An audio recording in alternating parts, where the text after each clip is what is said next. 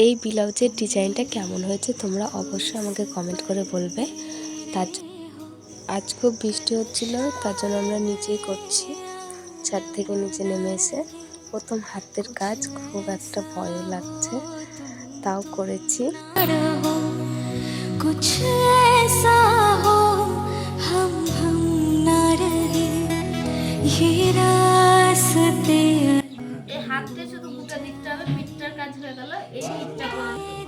এই ভাইটা আমাকে খুব খুব সাহায্য করেছে। এই ভাইটা ছাড়া আমি করতেই পারতাম না। একবার ক্যামেরা গিয়ে ধরছে, একবার আমাকে সাহায্য করছে।